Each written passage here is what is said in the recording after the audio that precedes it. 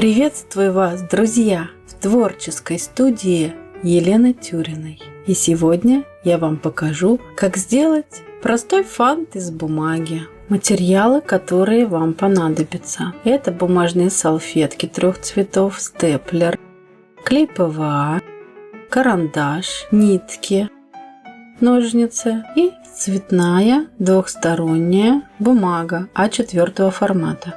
Для изготовления основы фанта нам понадобится 2 листа цветной двухсторонней бумаги А4 формата.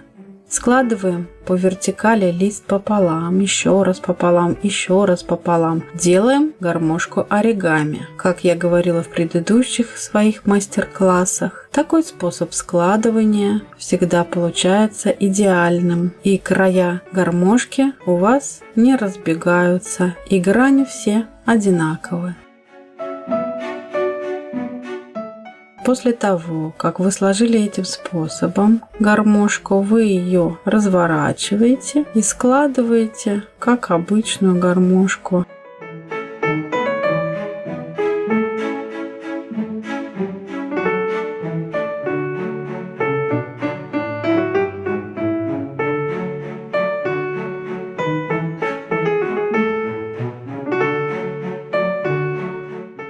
Следите за тем, чтобы ваши грани все были правильно сложены и гармошка ваша играла.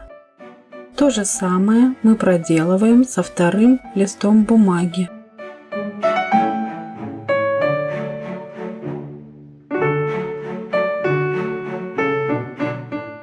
В конце ролика вы узнаете, что вас ждет в следующем выпуске.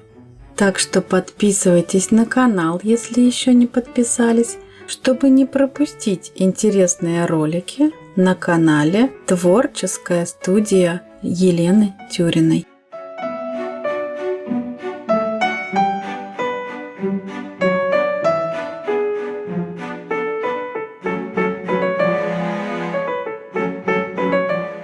Сложенные гармошки складываем пополам, как я показываю.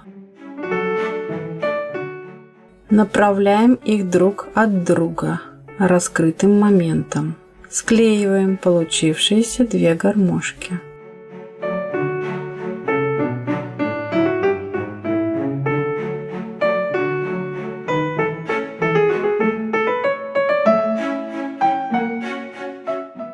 Берем нитку и связываем по центру наши гармошки. Желательно взять нитку подлиннее, так как впоследствии это будет подвес нашего фанта. Старайтесь связать потуже, чтобы центр ваш не расходился.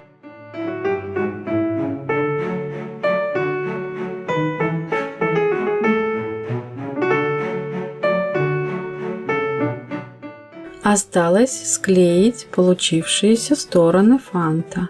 На первую сторону мы укладываем нитку по клею и с 2 сторон прижимаем пальчиками. Ждем, когда клей высохнет, чтобы склеить противоположную сторону фанта.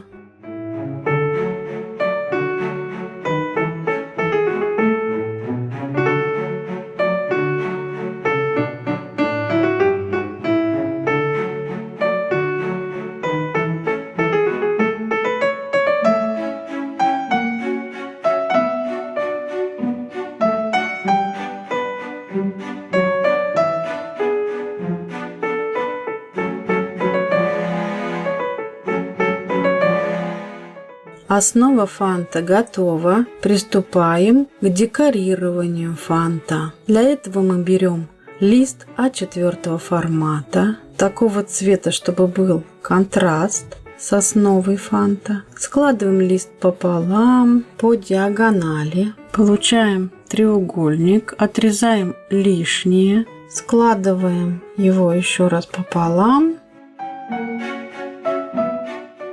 Получаем треугольник, находим центр и отрезаем лишний клинышек. После этого получившуюся фигуру примеряем к нашему фанту. Я с запасом сделала. Можно было взять половину А4 формата. После того, как вы определились с высотой декоративного элемента, вы прорисовываете его детали и вырезаете их.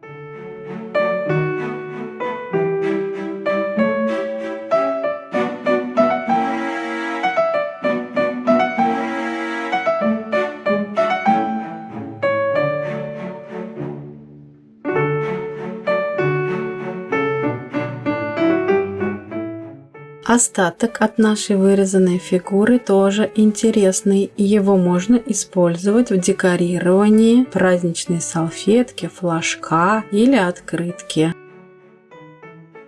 Разворачиваем наш декоративный элемент, примеряем его к фанту и приклеиваем его по центру фанта.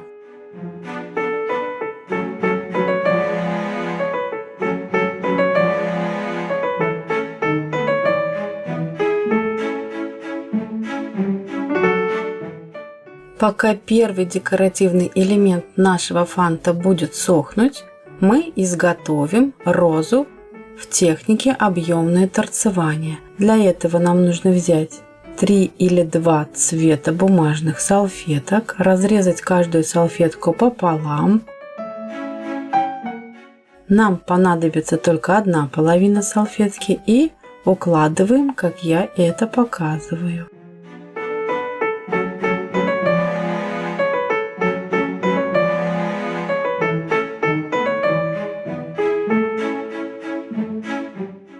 Затем получившийся квадрат складываем пополам и еще раз пополам.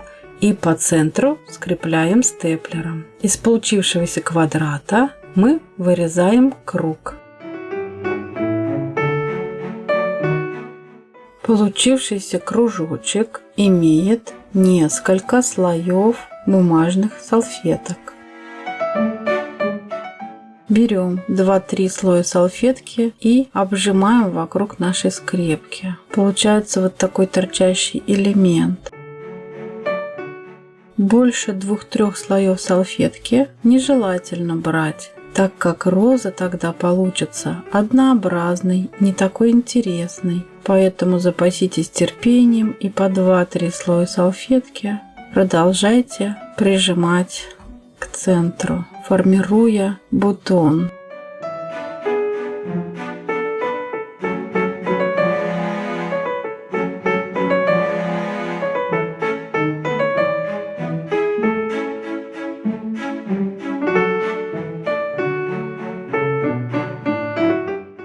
После этого мы распушаем нашу получившуюся розочку.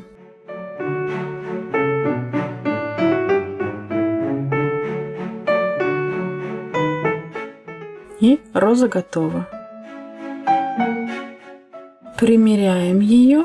Что-то не хватает. Нужно добавить цвета и яркости. Для этого я беру фрагмент цветной бумаги, двухсторонний, плотный.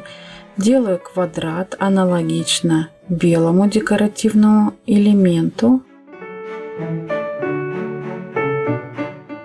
Складываю точно так же.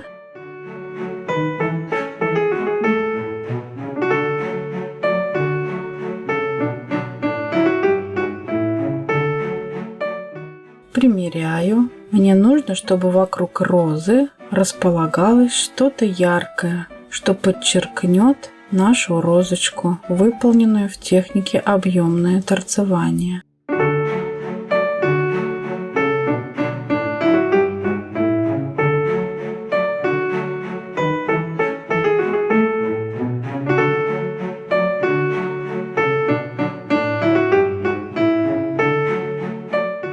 И получившиеся декоративные элементы мы приклеиваем к центру нашего фанта. И фант наш готов!